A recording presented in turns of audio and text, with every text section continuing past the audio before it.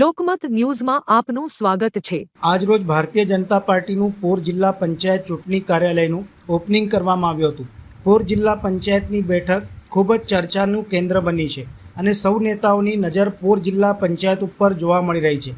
પરંતુ પોર જિલ્લા પંચાયતની ભારતીય જનતા પાર્ટીના ઉમેદવાર અંકિતાબેન પરમાર અને અપક્ષ ઉમેદવાર નયનાબેન પરમાર વચ્ચે સીધી ટક્કર જોવા મળી રહી છે।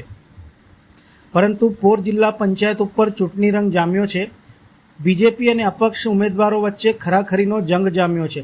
વધુમાં કરજણ સિનોર પોર ધારાસભ્ય અક્ષય પટેલ દ્વારા જણાવવામાં આવ્યું હતું કે આવનારા દિવસોની અંદર તાલુકા પંચાયત 3 અને જિલ્લા પંચાયત 4 બેઠકો ભારતીય જનતા પાર્ટી જીતશે તેવું જણાવ્યું હતું। ત્યારબાદ પોર ગામમાં અંકિતાબેનના સમર્થકો સાથે જંગી કાફલા સાથે પોર ગામમાં ફેરણી કાઢવામાં આવી હતી અને ખૂબ જ સારો પ્રતિસાદ તેઓને સાંપડ્યો હતો।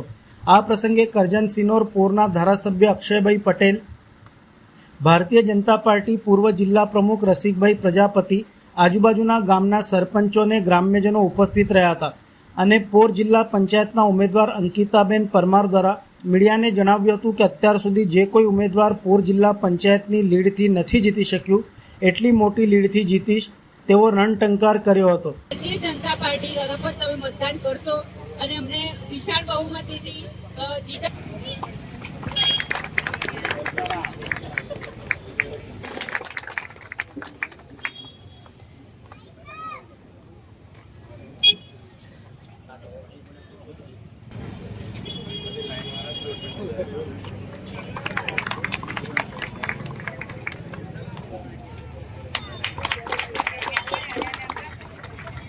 મને વિશ્વાસ છે કે ભારતીય જનતા પાર્ટીની સરકારની અંદર જે આ વિસ્તારના અંદર કામો થયા છે અને લગભગ કોઈ કામ એવું નથી કે વિકાસથી અમે વંચિત રાખીએ।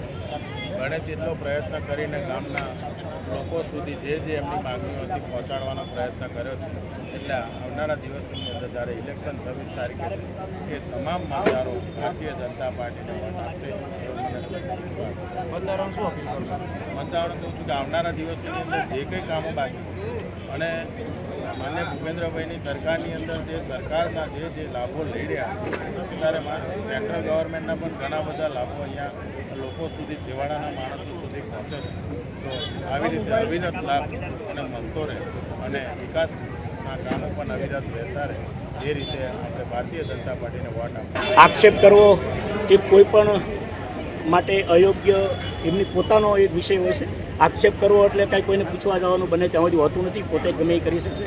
અને રહી વાત ભારતીય જનતા પાર્ટીના, એ પણ એક કાર્યકર્તા હતા અને ભારતીય જનતા પાર્ટીની અંદર જે ટિકિટોનો વિષય આવે છે ત્યારે એ સંકલનની અંદર ધારાસભ્ય બેઠા હોય, મહામંત્રીઓ બેઠા હોય, પ્રદેશની ટીમ બેઠી હોય, ત્યારે સંકલનની અંદર આ બધા નિર્ણયો ટિકિટોના થતા હોય છે। એટલે ત્યારે 7-8 જણા માગ્યો ત્યારે એક જણાને આ ટિકિટ પાર્લામેન્ટની બોર્ડમાં નક્કી થતું હોય છે, એક જણાથી નક્કી થતું નથી હોતું। અને રહી વાત ચૂંટવાની કે ક્રિકેટના મેદાનની અંદર 2 ટીમ ઉતરતી હોય છે, પરંતુ જીત છેલ્લા બોલ સુધી જ્યારે હોય છે ત્યારે ભારતીય જનતા પાર્ટીને એવો કોઈ પડકાર નથી।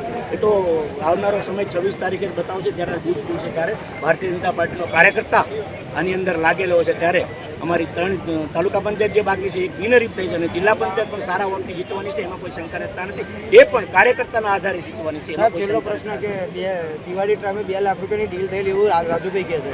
મેં તમને એવું કહું છું, આક્ષેપ કંઈ વેચાતો લેવા જવાનો નથી, ગમે તે માણસ કરી શકે, સાબિત કરી બતાવે આજે તો આપણને એવો ખ્યાલ આવે કે ભાઈ આ હકીકત હોય। ખોટું તો ગમે તે બોલી કે આક્ષેપ ગમે કરી છે, પણ ભારતીય જનતા પાર્ટીનો સાચો કાર્યકર્તા ક્યારેય કોઈ આક્ષેપ કરી શકે નહીં એવું મારું માનવું છે। અને આ પોર જિલ્લા પંચાયત, તાલુકા પંચાયત અમે બધી જ જીતવાના છે, એમાં કોઈ શંકાનો સ્થાન નથી। આજે જ્યારે અખાત્રીજનો શુભ દિવસ હોય ત્યારે કાર્યાલયનું ઓપનિંગ કરવામાં આવ્યું, જેમાં કરજણ વિધાનસભાના લોકલાડીલા ધારાસભ્ય અક્ષય કાકા, પ્રદેશ ઉપાધ્યક્ષ રસિક કાકા, એપીએમસીના ચેરમેન શૈલેષ કાકા અને મોટી સંખ્યામાં મારી જનતા ઉપસ્થિત રહી, આજુબાજુના સરપંચશ્રીઓ ઉપસ્થિત રહ્યા, ત્યારે મને પૂરેપૂરી ખાતરી આપી છે, પૂરેપૂરો વિશ્વાસ આપ્યો છે કે જે રીતે હું આગળ પણ કામ કરતી આવી છું એ રીતે આજથી અમે નવા વિકાસના કાર્યો કરવાનો નવો અધ્યાય શરૂ કર્યો છે અને સફળતાના શિખરો પાર કરવા માટે અમે તત્પર છીએ। અને લોકોનો વિશ્વાસ જ બતાવે છે કે 26 તારીખે જે મતદાન છે તે ભારતીય જનતા પાર્ટીની તરફેણમાં જ થશે અને 28 તારીખે જે રિઝલ્ટ આવવાનું છે તેમાં પણ વિશાળ બહુમતીથી ભારતીય જનતા પાર્ટી કેટલી જીતની લીડથી તમે જીતશો? આશા કેટલી? હું એટલી 100% ખાતરી આપું છું કે અત્યાર સુધીનો રેકોર્ડ બ્રેક તોડવાનો છે અને અત્યાર સુધીમાં પણ સારી બહુમતીથી જેવું જીતાવ્યા છે, પણ આ વખતે પોર જિલ્લા પંચાયત બધાનો રેકોર્ડ બ્રેક તોડીને સૌથી સારી લીડથી જીતશે એવો વિશ્વાસ